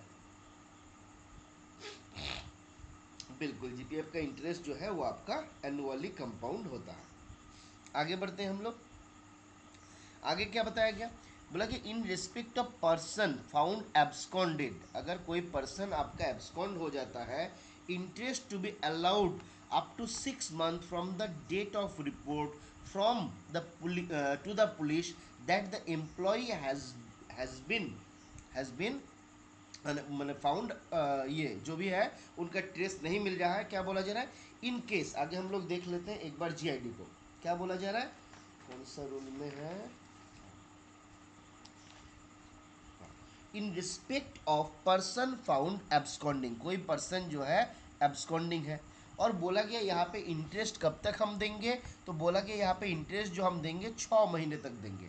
कहाँ से देंगे 6 महीना कैलकुलेट करेंगे? From the date of report, police के पास जिस दिन हमने रिपोर्ट किया है ना, पुलिस के पास जिस दिन हमने रिपोर्ट किया, in respect of person found absconding interest to be allowed up to 6 months from the date of report from the police that the employee has not been traced। Police के पास जब हम report करेंगे कि employ जो है इसका कोई trace नहीं मिल रहा है, अता पता नहीं मिल रहा है ना, मतलब अब मान लो कि इधर हम एफआईआर करवाए हैं या फिर हम जीडी करवाए, जो भी है पुलिस के पास हमने रिपोर्ट किया, तो जिस दिन पुलिस के पास हमने रिपोर्ट किया वहाँ से 6 महीने तक इंटरेस्ट तो मिलेगा, जीपीएफ का इंटरेस्ट मिलेगा, बट उसके बाद जीपीएफ का इंटरेस्ट नहीं मिलेगा। ठीक है, when a subscriber retires on superannuation, the period of 6 months for following the interest to exclude the immediate succeeding month।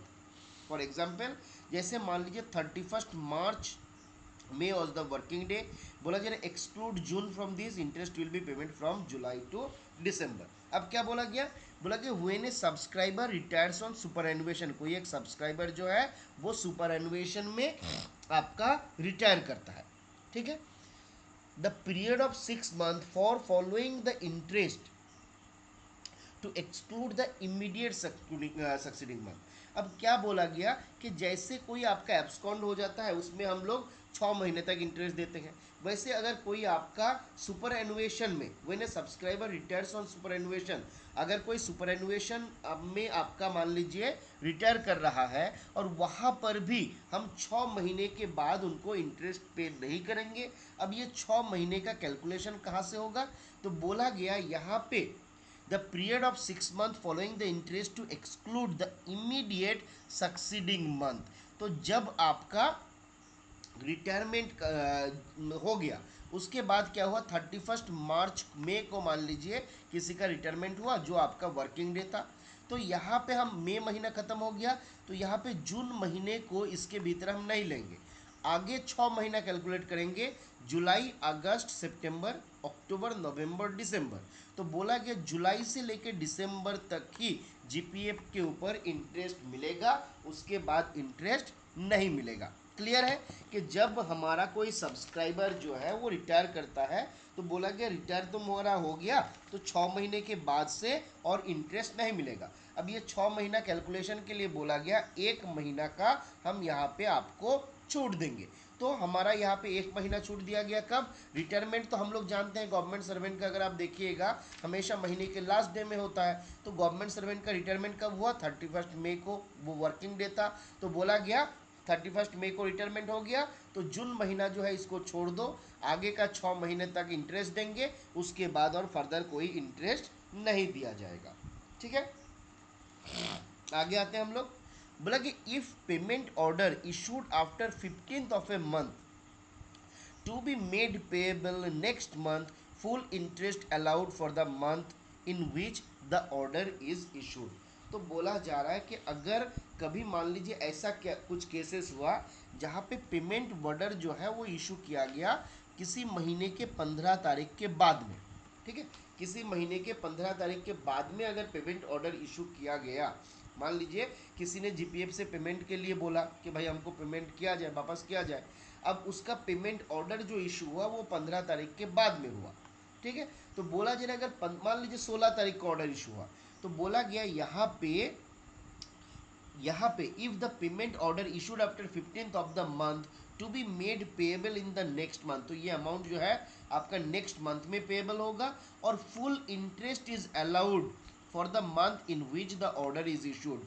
तो जितना दिन के लिए फुल इंटरेस्ट जो है वो मिल जाएगा, किसके लिए, full interest will B allowed for the month in which the order is issued. तो मान लीजिए अभी के दिन में हमारा इशू हुआ तो ये पूरा महीने का इंटरेस्ट हमको मिल जाएगा, है ना। एग्जाम्पल अगर हम ले, आज के दिन में अगर कोई ऑर्डर इशू हुआ, पेमेंट ऑर्डर, आज के दिन में, आज कौन सा तारीख है, 23 तारीख है, तो मान लीजिए 23/8 को आपका ऑर्डर इशू हुआ, पेमेंट ऑर्डर। तो बताइए इसका पेमेंट कब होगा, इसका पेमेंट कब होगा, कौन सा महीने में इसका पेमेंट हो जाएगा, नेक्स्ट मंथ हो जाएगा। तो बेसिकली कब हो जाएगा, तो सितंबर में, हमारा सितंबर में मेरा पेमेंट हो जाएगा। इंटरेस्ट हमको कितना मिलेगा, तो बोला गया इंटरेस्ट मिलेगा up to August, August full तक हमको इंटरेस्ट भी यहाँ पे मिल जाएगा, ठीक है। तो ये बात हमारा यहाँ पे बताया गया है। आगे आते हैं हम लोग, आगे बोला गया एडवांसेस फ्रॉम द फंड। अब जो हमारा जीपीएफ में फंड है उसमें से हमारा जो एडवांस लिया जाता है उसके बारे में यहाँ पे बताया गया। अब यहाँ से आपका कुछ सवाल एग्जाम पे जरूर पूछेगा, इस पेज से भी आपका 100% सवाल रहेगा, ध्यान दीजिए। बोला कि limit of advance is up to 12 months basic pay. हमारा एडवांस का जो लिमिट है वो कितना है, तो बोला गया 12 महीने का जो बेसिक पे है वो मेरा एडवांस का लिमिट है। इसके अलावा दो आपको याद रखना रहता है, एक होता है 3/4 और एक रहता है आपका 90%, है ना। एक रहेगा आपका 3/4 और एक रहता है आपका 90%, ठीक है। इन दोनों अलग अलग कंडीशन में अलग अलग होता है। नॉर्मल सर्कमस्टेंसेस केसेस में आपका कुछ केसेस है जहाँ पे आपका बताया गया कि 3/4 रहता है, कुछ केसेस है जहाँ पे आपका बताया गया है कि आपका 90% रहता है ना। आगे आते हैं हम लोग रूल 12 में। चलिए, अब क्या बोला, कब कब कौन सा पर्पज से हम लोगों को मिलता है विद एडवांस। बोला गया illness of self, family members and dependent. अगर किसी व्यक्ति खुद बीमार पड़ गया, आपका फैमिली मेम्बर्स बीमार हो गया तो, या फिर जो डिपेंडेंट फैमिली मेम्बर्स है वो बीमार हो गया, तो वहाँ पे आपका क्या हो सकता है, एडवांस मिल सकता है। ठीक है, तो पहला केस हम लोग क्या देखा, अगर खुद किसी ने सॉरी, हाँ, अगर illness of self, family members और डिपेंडेंट इस केस में होता है। फिर क्या हुआ, फिर होता है एडुकेशन। पहले हम लोग याद रखेंगे इलनेस, फिर याद रखेंगे एडुकेशन, फिर याद रखेंगे ऑब्लिगेटरी एक्सपेंसेस, है ना। तो इलनेस हुआ खुद का और फैमिली मेंबर्स का। एडुकेशन किसका किसका, बोला कि फैमिली मेंबर्स का, डिपेंडेंट का, है ना, फैमिली मेंबर्स और डिपेंडेंट ऑफ द सब्सक्राइबर, इन लोगों के एडुकेशन के लिए भी। और एडुकेशन के भीतर आपका प्राइमरी, सेकेंडरी, हायर सेकेंडरी तीनों कवर्ड है। तो आपको जब सवाल एग्जाम पे पूछेगा, ये वाला भी एक सवाल हो सकता है कि प्राइमरी एजुकेशन जो है वेदर इट इज़ इंक्लूडेड और नॉट, सेकेंडरी एजुकेशन जो है वेदर इट इज़ इंक्लूडेड और नॉट। तो आपको याद रखना रहेगा कि जीपीएफ के केस में एजुकेशन में आपका primary education, secondary education, higher secondary education, ये सारा इंक्लूडेड है। ठीक है, फिर आता है आपका ऑब्लिगेटरी एक्सपेंसेस। ऑब्लिगेटरी एक्सपेंसेस के भीतर कैसे क्या आता है, तो एक बोला गया बिथ्रॉल, बिथ्रोथल, बिथ्रोथल। ठीक है, बिथ्रोथल का मतलब क्या होता है, इसका मतलब होता है एंगेजमेंट। पता नहीं कहाँ से ये कठिन शब्द को लाया है, बेथ्रोथल। ठीक है, अब इसका मतलब क्या होता है, इसका मतलब होता है एंगेजमेंट, मैरिज, फ्यूनरल्स, या फिर दूसरा कोई सेरिमोनी। अगर इस प्रकार का कोई घटना होता है तो उस जगह पे भी आपका एडवांस जो है मिल सकता है। ठीक है, बेथ्रोथल, मैरिज, फ्यूनरल्स और अदर सेरिमोनीज। फिर क्या हुआ, बोला कि cost of legal proceeding. Legal proceeding अगर है, किसी के खिलाफ कानूनी कोई कार्रवाई चल रहा है, उसके लिए अगर कुछ खर्चा है तो उसका भी पेमेंट यहाँ पे हो जाता है। फिर कॉस्ट ऑफ डिफेंस, अगर मान लीजिए किसी को डिफेंस असिस्टेंट वगैरह का अपॉइंटमेंट करना है, उसके लिए उनको कुछ खर्चा करना है, तो वहाँ पे भी उनको एडवांस मिल जाएगा। फिर बोला गया परचेज ऑफ कंज्यूमर ड्यूरेबल्स, इसको भी ध्यान देना है। देखिए आपको ये दो जगह पे ना एग्जाम्पल पूछ सकता है, जैसे ऑब्लिगेटरी एक्सपेंसेस के भीतर क्या क्या आता है, एडुकेशन के भीतर क्या क्या आता है, फिर परचेज ऑफ कंज्यूमर ड्यूरेबल्स इसके भीतर क्या क्या आता है। तो जैसे कंज्यूमर ड्यूरेबल्स का मतलब, ड्यूरेबल का मतलब क्या होता है, जो चीज़ आसानी से खराब नहीं होता है ना, जो ड्यूरेबल है, लॉन्ग लास्टिंग है। जैसे मान लीजिए आप घर के लिए आपको चावल खरीदना है, आटा खरीदना है, ये आपका कंज्यूमेबल आइटम तो है, बट ये कंज्यूमर ड्यूरेबल्स के भीतर नहीं आएगा। बट जैसे मान लीजिए आप एक टीवी खरीदे, वो सालों साल चलेगा, फ्रिज खरीदे, वॉशिंग मशीन खरीदे, ये सालों साल चलेगा। तो सालों साल जो कंज्यूमेबल आइटम्स चलेगा उसको हम लोग कंज्यूमर ड्यूरेबल्स बोलते हैं। ठीक है, तो उसके लिए भी हमको एडवांस मिलता है। फिर बोला गया पिलग्रिमेज और विजिटिंग प्लेसेस ऑफ एमिनेंस। तो आपको तीर्थ करने के लिए या फिर कुछ प्लेसेस है अच्छा वाला, कोई घूमने के लिए आप जाना चाहते हैं, तो उसके लिए भी आपको एडवांस मिल सकता है। ठीक है, अब एडवांस के लिए जब आवेदन होता है तो किसके पास किया जाता है, कैसे होता है, तो बोला कि advance amount is sanction bye head of the office. Normally ये हम लोग प्रीवियस केसेस में जो भी हम लोग देखे, है ना, रूल 12 में जो भी हम लोग प्रीवियस केसेस देखे, वो सारा केस में एडवांस कौन सैंक्शन करता है, तो हेड ऑफ ऑफिस सैंक्शन करता है। बट अगर कोई ऐसा हेड है जहाँ पे ये प्रीवियसली मेंशन जो हेड था इसको छोड़ के अगर कोई दूसरा स्पेशल सर्कमस्टेंसेस है, तो वहाँ पे मेरा जो सैंक्शन है वो हेड ऑफ डिपार्टमेंट करता है। तो बोला जा रहा है हेड ऑफ डिपार्टमेंट में sanction advance from the fund other than previously mention reason. जो पहले हम लोग मेंशन किए हैं जो रीजन, इसको छोड़ के अगर एडवांस चाहिए तो वहाँ पे हेड ऑफ द डिपार्टमेंट जो है करेगा। और नॉर्मल कंडीशन में जो एडवांस होता है उसके लिए टाइम दिया गया, सैंक्शन का टाइम 15 दिन, है ना, कि नॉर्मल केसेस में एडवांस कितने दिन में सैंक्शन हो जाएगा, तो बोला गया 15 दिन में सैंक्शन हो जाएगा। अगर कोई इमरजेंसी केस है कितने दिन में होगा, तो बोला गया 7 दिन में हम लोग कर देंगे। जैसे किसी का मान लीजिए मेडिकल का केस है तो वो एक इमरजेंसी हो सकता है ना, तो 7 दिन में हम लोग कर देंगे। अब मान लीजिए किसी को घूमने के लिए जाना है तो वो तो इमरजेंसी नहीं होना चाहिए, है ना, तो वो आपका कितने दिन में हो जाएगा सैंक्शन बताइए। अगर कोई घूमने के लिए जाना चाहता है उसके लिए एडवांस लेना चाहता है, कितने दिन में सैंक्शन हो जाएगा, 15 दिन में हो जाएगा। अगर कोई ऐसा केसेस है इमरजेंसी है तो वो कितने दिन में हो जाएगा इमरजेंसी केस में, इमरजेंसी केस में 7 दिन में हो जाएगा। ठीक। अब आते हैं हम लोग recovery of advances. Recovery of advances में क्या बोला गया? अच्छा यहाँ पे चलिए, हाँ चलिए, तो यहाँ पे हम लोग क्या देखे थे शुरू में कि एडवांस के लिए क्या बोला गया? एडवांस के लिए बोला गया मेरा 12 महीने का जो बेसिक पे है हम उसको देखेंगे, साथ में 3/4 of the amount standing eight credit, मेरे अकाउंट पे जितना है उसका 3/4 देखेंगे। तो जैसे हम लोग अगर एग्जाम्पल ले लें कि मेरे अकाउंट में मान लीजिए सपोज 5 लाख है ना, 3 2 5 जीरो बढ़ गया क्या? हाँ ठीक है। अब 5 लाख को आप कर देंगे, इसका क्या करेंगे हम? 3/4 करेंगे, 3/4। 3/4 अगर हम करते हैं तो कितना आ जाएगा इसका? मान लीजिए 3,75,000 आ गया सपोज। तो हम यहाँ पे देखेंगे 3,75,000 ये हुआ, और 12 महीने का बेसिक है ना, इसके भीतर विच एवर इज लेस, इसके भीतर विच एवर इज लेस, तो वो अमाउंट क्या हो जाएगा? हमको एडवांस मिल सकता है। ठीक है। ग्राउंड कौन सा होगा? तो यहाँ पे हमने ग्राउंड देख लिया। अब आते हैं एडवांस के बाद सैंक्शन भी कौन करेगा, वो भी हम लोग देख लिए। अब आएंगे हम लोग विदड्रॉल के भीतर।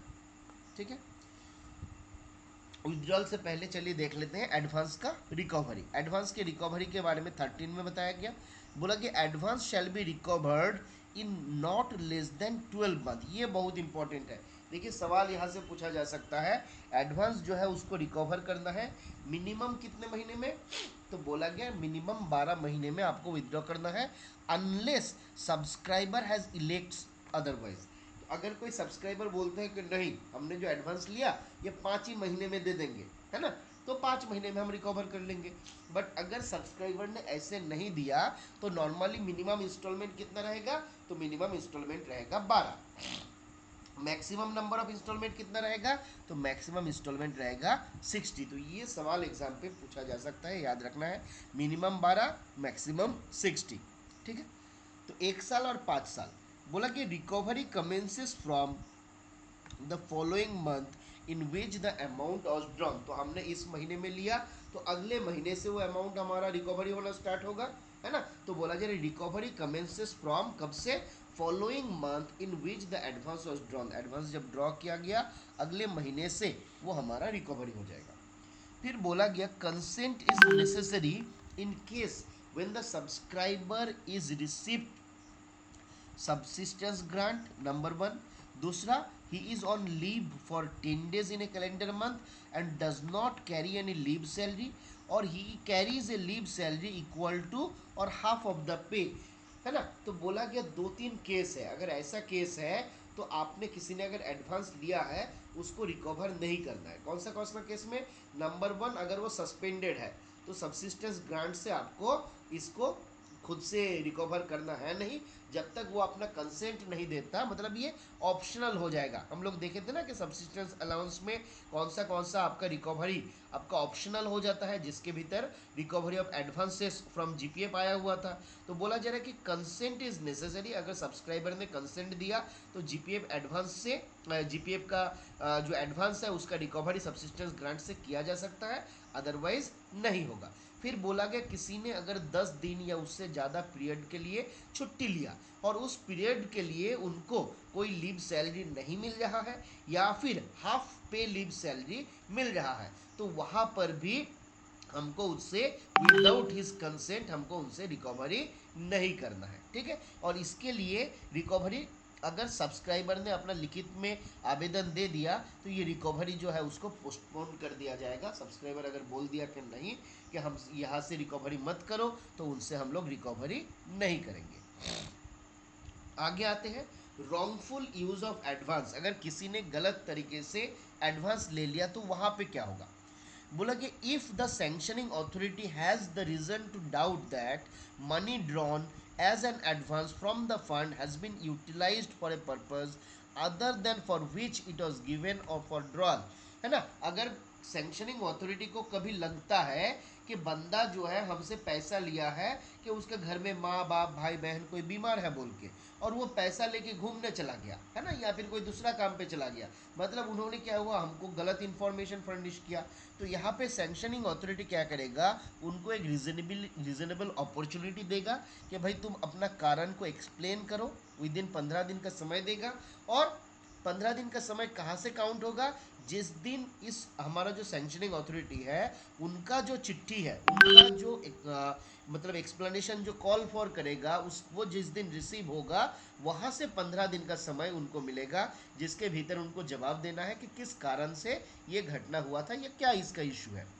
बोला कि if the sanctioning authority is not satisfied with the explanation, तो उस केस में क्या होगा, sanctioning authority shall direct the subscriber to repay the amount. तो वो बोल सकता है कि भाई तुमने जो पैसा लिया था वो पैसा हमको वापस करो, है ना। And order the amount to be recovered, अब ये ऑर्डर भी कर सकता है उस अमाउंट को रिकवर करने के लिए, एक लमसम में उनके सैलरी से या फिर इन मंथली इमोलूमेंट से, है ना। तो बोला जा रहा है वो आपका recover the deduction in on lump sum from the salary और इन मंथली, ये इमोलूमेंट्स नहीं होगा, इंस्टॉलमेंट होगा, ठीक है। यहाँ पे हम गलत लिखे हुए हैं, रूल 14 वाला जो था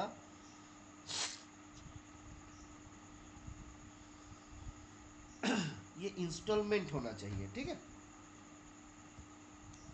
ये आपका हो जाएगा इंस्टॉलमेंट, ठीक है। तो एक लमसम में भी आपका रिकवर कर सकता है और आपका इंस्टॉलमेंट में भी रिकवर कर सकता है, ठीक है। तो ये हमको याद रखना रहेगा। यहाँ से आपको सवाल पूछा जा सकता है कितने दिन का नोटिस, घूमने जाने के लिए भी एडवांस मिलेगा, बट वो रीज़न आपको सही से बता के जाना है ना। हमने क्या देखे कि आप पिलग्रिमेज के लिए भी एडवांस मिलता है, बट मान लीजिए आप गलत इन्फॉर्मेशन दे के जा रहे हो, है ना।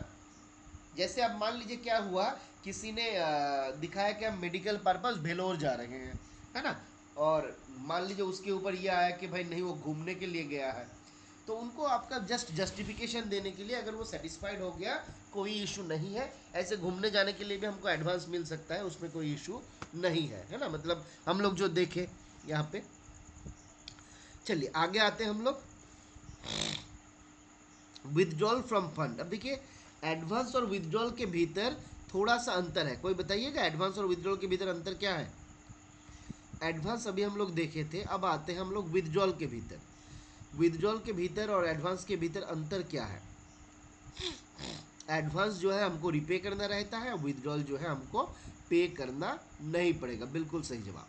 बोला कि आफ्टर कंप्लीशन ऑफ विदड्रॉल कब मिलेगा, तो बोला कि after completion of 10 years of service or within 10 years before the date of retirement on superannuation whichever is earlier.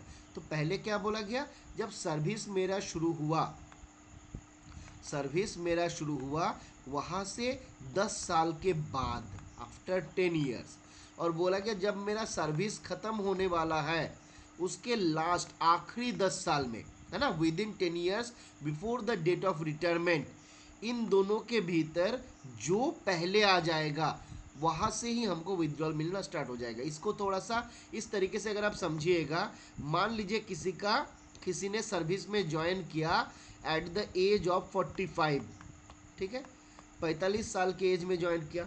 अब मान लीजिए कि 7 साल उसने जॉब कर लिया, आफ्टर 7 years वो जॉब कर लिया, ठीक है। अब उसका एज कितना है, 52।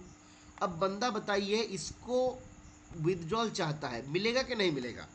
हमने क्या बोले थे यहाँ पे, आफ्टर कंप्लीशन ऑफ 10 years, ये तो हुआ नहीं। Weather he is eligible for the withdrawal और नॉट,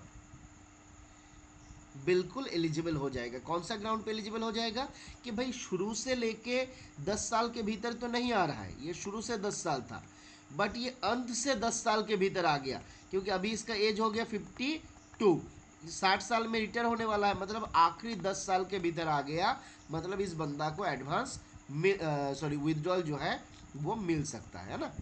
चलिए, तो यही बात आपका यहाँ पे बताया गया है कि after completion of 10 years of service or within 10 years before the date of retirement on superannuation, इन दोनों के भीतर जो भी पहले आ जाएगा उस टाइम पे विदड्रॉल परमिट हो जाएगा। है ना। और विथड्रॉल परमिट, विथड्रॉल कितना दिया जाता है, तो नॉर्मली आपका 12 महीने का जो बेसिक पे रहेगा, 3/4 of the amount standing and the credit whichever is less, इन दोनों में जो भी लेस होगा वो अमाउंट आपका दिया जाता है, ठीक है। अब कुछ सर्टेन केसेस है जहाँ पे 90% भी दिया जाता है, जैसे जैसे मान लीजिए कोई बीमार पड़ गया, खुद बीमार हो गया, फैमिली मेम्बर बीमार हो गया, है ना, या डिपेंडेंट बीमार हो गया, तो बोला गया 90% of the amount standing eight is credit, उनके खाते पे जितना पैसा है उसका 90% आपका विथड्रॉल दिया जाएगा। अदर केसेस जैसे education, obligatory expenses, purchase of consumer durables, ये सारा केस में कितना आ जाएगा, तो 3/4 आ जाएगा, है ना, ये केस में आपका 3/4 आ जाएगा। तो वही बात जैसे हम लोग एडवांस के केस में देखे थे कि एडुकेशन प्राइमरी के लिए, एडुकेशन सेकेंडरी के लिए, एडुकेशन हायर सेकेंडरी के लिए, ये सारा चीज़ जो है कवर होता है इसके भीतर। ऑब्लिगेटरी एक्सपेंस के भीतर क्या आता है, तो बेथ्रोथल आता है, मैरिज आता है, फ्यूनरल आता है, या फिर कोई भी दूसरा सेरेमनी आता है ना, चाहे वो सेरेमनी खुद का हो या फिर अपने फैमिली मेम्बर्स का हो या अपने डिपेंडेंट का हो, उसके लिए भी उनको एक्सपेंसेस मिल सकता है, ठीक है। आगे बढ़ते हैं। अब आते हैं 90% के भीतर कुछ, एक तो हमने देखा इलनेस, इलनेस के कारण 90% आपका विड्रॉल मिल जाएगा।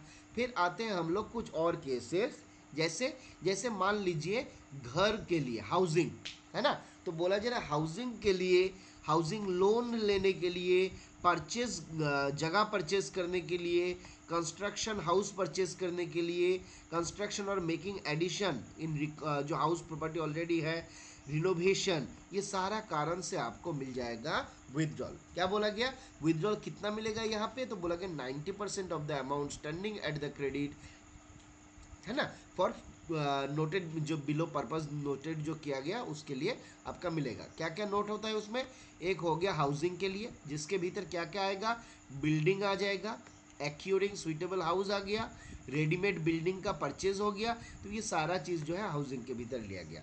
फिर बोला गया किसी ने हाउसिंग लोन लिया हुआ था और उसको रिपेमेंट करना है, उसको पेमेंट करना है आउटस्टैंडिंग अमाउंट का, तो बोला गया उसके लिए भी आपका मिल जाएगा। फिर बोला गया purchase of house site for building a house, किसी को जगह खरीदना है ताकि वो वहाँ पे घर बना सके, तो उसके लिए भी मिलेगा। फिर बोला गया constructing a house on a site acquired, कोई भी साइट जो है हमने एक्योर किया था और वहाँ पे मैं घर बनाना चाहता हूँ, तो उसके लिए भी मिलेगा। फिर बोला गया reconstruction or making additions on a house already acquired, कोई हाउस मैंने पहले से एक्योर किया हुआ था और उसमें हमको क्या करना है, रिकंस्ट्रक्शन करना है, या फिर उसमें कुछ एडिशन करना है, या फिर हमको रिनोवेशन करना है, कुछ ऑल्टरेशन करना है ना, तो उसके लिए भी हमको मिलेगा। एंसेस्ट्रल प्रॉपर्टी जो होता है, हाउस जो होता है, उसका भी रिनोवेशन के लिए, एडिशन के लिए, ऑल्टरेशन के लिए हमको आपका जीपीएफ से विथड्रॉल मिल सकता है, ठीक है। अब क्या बोला गया, विथड्रॉल फ्रॉम द फंड कुछ और केसेस में भी होता है। कौन सा केस में, जैसे बोला गया कॉस्ट ऑफ व्हीकल कितना मिलेगा, तो बोला परमिटेड 3/4 ऑफ द अमाउंट, और आपका cost of the vehicle which ever is less, तो आपके खाते में जितना पैसा है उसका 3/4, या फिर व्हीकल का कॉस्ट, इन दोनों में जो भी अमाउंट लेस है उतना अमाउंट के लिए आपको विथड्रॉल मिल जाएगा। कौन सा ग्राउंड पे, नंबर 1 बोला गया purchase of motor car, motorcycle, scooter etcetera, repayment of loan already taken for this purpose, ये सारा कारण से कि किसी को मोटर कार खरीदना है, मोटरसाइकिल खरीदना है, स्कूटर खरीदना है, या फिर वो पहले ऑलरेडी परचेज कर चुका है, उस अमाउंट को क्या करना है, उस अमाउंट को रिपे करना है, तो उसके लिए भी हमको विथड्रॉल मिल जाएगा। फिर बोला गया एक्सटेंसिव रिपेयर और ओवरहॉलिंग ऑफ मोटर कार, हमारा कार खराब हो गया था उसको हमको रिपेयर करना है, उसमें भी मिल जाएगा। बोला कि making a deposit to book a car, हमको एक कार खरीदना है, उसके लिए हमको क्या करना है, कुछ अमाउंट सर्टेन क्या डिपॉजिट करना है ना, मोटरसाइकिल के लिए, कार के लिए, स्कूटर के लिए, मोपेड के लिए, तो बोला कि उसके लिए भी हमको विथड्रॉल मिल जाएगा, ठीक है। बोले कि ये subscriber can withdrawal up to 90% of the amount standing to the credit in the fund within 2 years before the date of retirement on superannuation, किसी गवर्नमेंट सर्वेंट का जो रिटायरमेंट का डेट है मतलब सुपरएनुएशन रिटायरमेंट जो है, तो बोला गया उसके 2 साल पहले वो क्या कर सकता है, he can withdraw up to 90% of the amount standing at your credit, है ना, हमारे खाते में जितना पैसा था उसका 90% हम विदड्रॉ कर ले सकते हैं। कब, बोला कि जब मेरा रिटायरमेंट डेट आने वाला है, सुपरएनुएशन डेट आने वाला है, उसके 2 साल पहले, है ना, विद इन 2 ईयर्स, उसके 2 साल के भीतर हम क्या कर सकते हैं, उस अमाउंट का 90% हम विदड्रॉ कर सकते हैं। और बोला गया इस विदड्रॉल के लिए no documentary proof will be required to be furnished by the subscriber, तो डॉक्यूमेंटरी कोई भी प्रूफ हमको सबमिट नहीं करना रहता है विदड्रॉल के लिए, बस एक सेल्फ डिक्लेरेशन रहता है कि हम इस पर्पज से ये करना चाहते हैं। तो ये simple self declaration for bye the subscriber explaining the reason of withdrawal should be sufficient, है ना। तो ये बात हमको याद रखना है कि जो हमको रीज़न देना रहता है वो कैसे देना है, बोला गया उसको एक सिंपल डिक्लेरेशन देने से ही काम चल जाता है।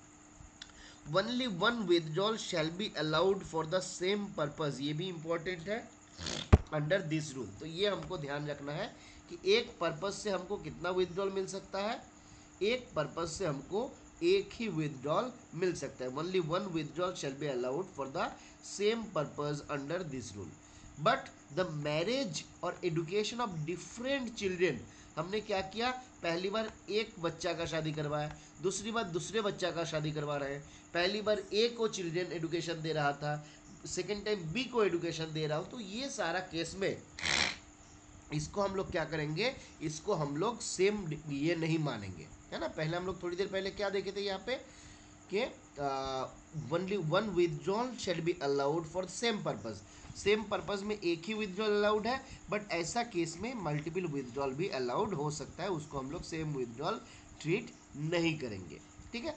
इलनेस ऑन डिफरेंट ओकेशन, है ना, अलग अलग टाइम पे अगर हम बीमार पड़ते हैं, एंड और ऑल्टरेशन ऑफ द हाउस, घर अगर बदलते हैं, फर्दर एडिशन और फ्लैट खरीदते हैं, तो बोला कि ये सारा चीज़ जो है आपको सेम पर्पस ट्रीट नहीं करना है ना। कि बीमार हुआ था, एक बार किसी को ए बीमारी हुआ, फिर किसी को बी बीमारी हुआ, अलग अलग ओकेशन पे होता है, या फिर मान लीजिए सेम बीमारी ही है, एक बार पहले हुआ था, एक बार बाद में हुआ है, तो ये आपका दूसरा मैटर है, इसको हम लोग सेम ओकेशन के भी सेम पर्पस के भीतर ट्रीट नहीं करेंगे, है ना, इसको भी हम लोग याद रखना है। आगे आते हैं, बोला कि once during the course of a financial year an amount equivalent to 1 year subscription paid by the subscriber towards the GIS for the central government employees on behalf of one self financing and contributory basis। तो फंडा क्या है, कभी कभी हमको बोला गया एक ऑप्शन कि मान लीजिए कोई बंदा जो है उसका हालत इतना ख़राब है वो GIS का पेमेंट भी नहीं कर सकता है, वो GIS का पेमेंट भी नहीं कर सकता है, तो बोला गया एक साल में GIS का जितना अमाउंट होता है टोटल, है ना, वो अमाउंट का भी हम विदड्रॉल क्या कर सकते हैं, यहाँ से कर सकते हैं। Once during a course of a financial year, एक फाइनेंशियल ईयर में हम इसका भी विदड्रॉल कर सकते हैं, कहाँ से, GPF का फंड से, ठीक है।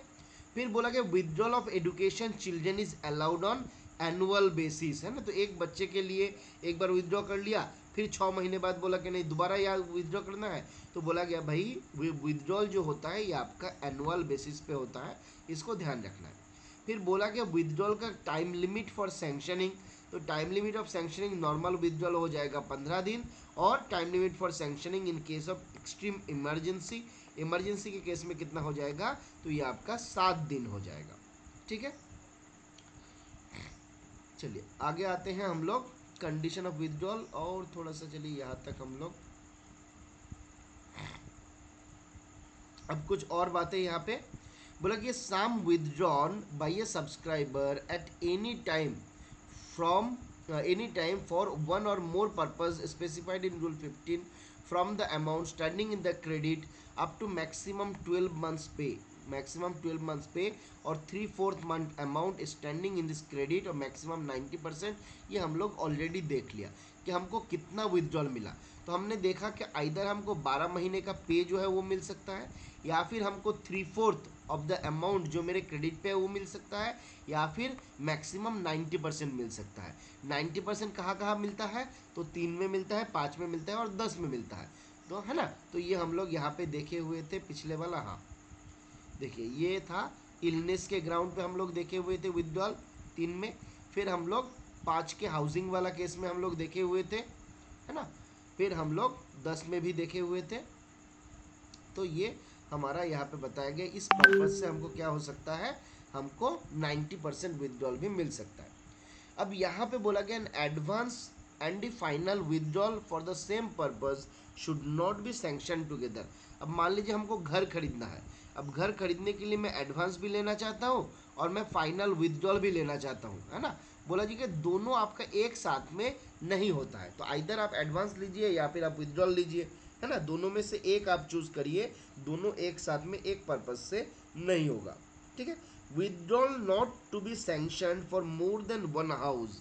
बोला कि एक हाउस से ज़्यादा हाउस के लिए, एक बार हमने घर खरीद लिया, दोबारा आप घर खरीदने जाते हो, तो बोला कि उसके लिए विथड्रॉल जो है वो आपका अलाउड नहीं रहेगा। इसको भी ध्यान रखना है, एक से ज़्यादा घर खरीदने के लिए विथड्रॉल नहीं दिया जाता है। अब 16 के ए में बताया गया एडवांस का कन्वर्शन इनटू विथड्रॉल।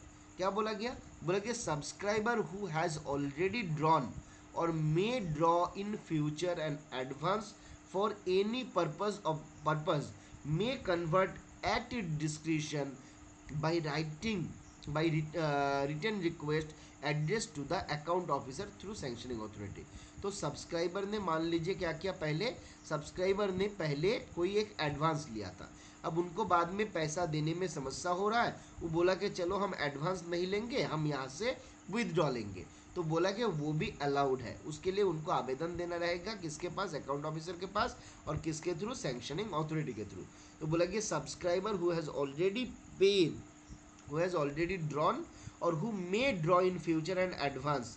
तो सब्सक्राइबर जो ऑलरेडी ड्रॉ कर चुका है या फिर फ्यूचर में ड्रॉ करना चाहता है for any of the purposes, है ना, मे कन्वर्ट एट हिज डिस्क्रिशन, है ना, तो इसको कन्वर्ट कर सकता है। कैसे कन्वर्ट कर सकता है, एडवांस को विथड्रॉल में कन्वर्ट कर सकता है। आवेदन कहाँ पे देना है, अकाउंट ऑफिसर के पास, किसके थ्रू, सैंक्शनिंग अथॉरिटी के थ्रू, ठीक है। अब आते हैं हम लोग final withdrawal of accumulation of the fund. क्या बोला जा रहा है, चलिए हमारा लैपटॉप का चार्जर खत्म हो रहा है चार्ज, अभी हम लोग यहाँ तक ही समाप्त करेंगे आज। बोला कि when a subscriber quits the service the amount standing to his credit in the fund shall become payable to him. अगर कोई सर्विस क्विट करता है, तो ये भी आपसे सवाल पूछा जा सकता है कि अगर कोई सर्विस क्विट कर सकता है, जीपीएफ का पैसा हम उनको पे करते हैं या नहीं करते हैं, तो बोला गया कि भाई उसको हम लोग पे कर देते हैं। Recovery of government dues and final payment of GPF not to be mixed up. तो बोला गया गवर्नमेंट ड्यू का जो रिकवरी है और फाइनल पेमेंट ऑफ जीपीएफ, तो इन दोनों को आपका मिक्सअप नहीं करना है, मतलब गवर्नमेंट ड्यूज वगैरह जो है उसको आपको जीपीएफ का पेमेंट से रिकवर नहीं करना है। Amount miss appropriated not adjustable from GPF, किसी ने मिस अप्रोप्रिएशन किया और उसका पैसा हम जीपीएफ से कटा रहे हैं, तो बोला गया this shall not be done, ठीक है। तो यहाँ तक आज हम लोग समाप्त करते हैं। इसके बाद हम लोग कल और एक सेशन हम लोग रखेंगे इसके ऊपर, जिसमें हम लोग इसको कंप्लीट कर लेंगे, ठीक है। इसके भीतर अगर किसी को कुछ बोलना, बताना, पूछना है तो बताइए।